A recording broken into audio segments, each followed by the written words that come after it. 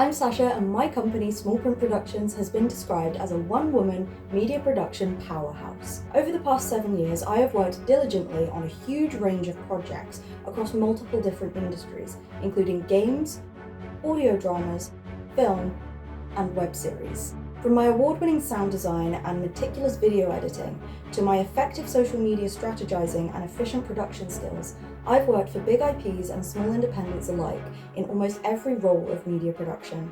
Let's dive in and take a closer look. First, we need to go back to 2016 before my professional work began and just after I'd left high school.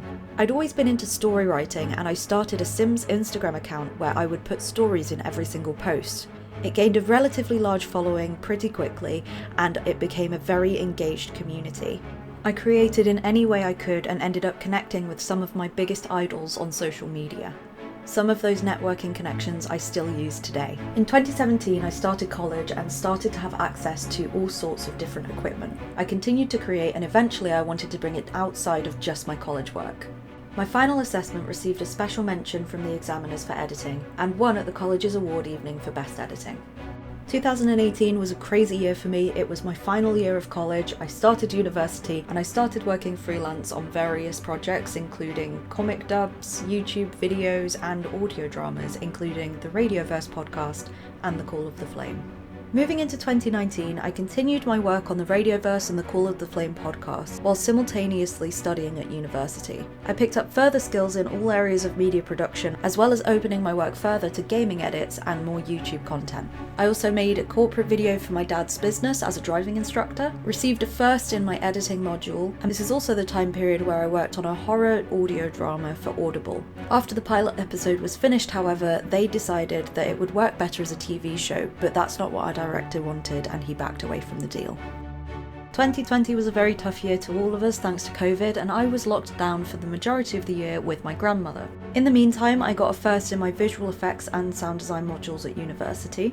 Really had to learn how to get what I could and learn how to create monsters on my own, as well as take on more freelance opportunities to try and improve my portfolio further. And although we never got to film the original film Beguiled, we spent a lot of time and energy trying to make it work with the COVID restrictions. In the end, it wasn't to be, and I ended up having to star in the new film Umbridge.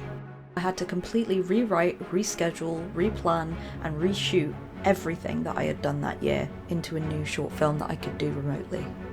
This moves us on to 2021. I submitted all of my work to university and ended up with a 2-1. I was 1 mark away, less than 1% from a first.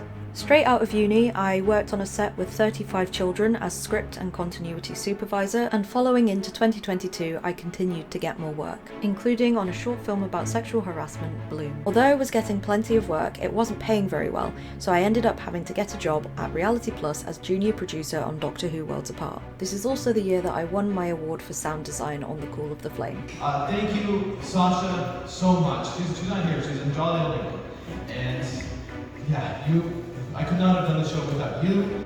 Heading into 2023 now, and I moved over to UX design at Reality Plus on Doctor Who Worlds Apart.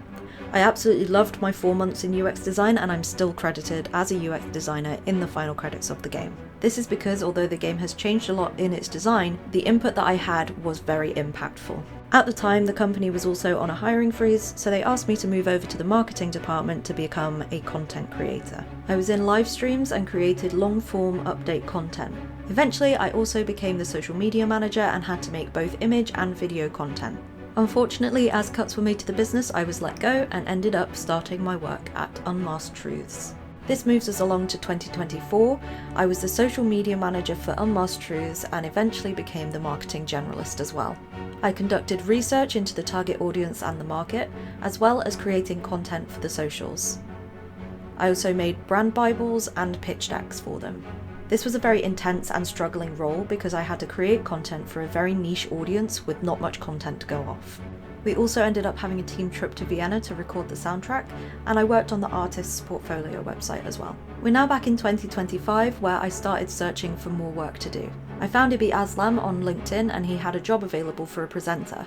Over the following months, I would work part-time for him as an ideator, content creator, social media manager, and advisor. But unfortunately, my full-time role with him did fall through. And now here I am in the present, and I'm on the lookout for any role in media, film, games, or audio. So if you like what you see and you want to make something awesome with me, please do not hesitate to get in touch and let's see how I can help. And if you'd like to follow along with my future content, including tips, tricks, and analysis, as well as future exciting projects, follow me on social media.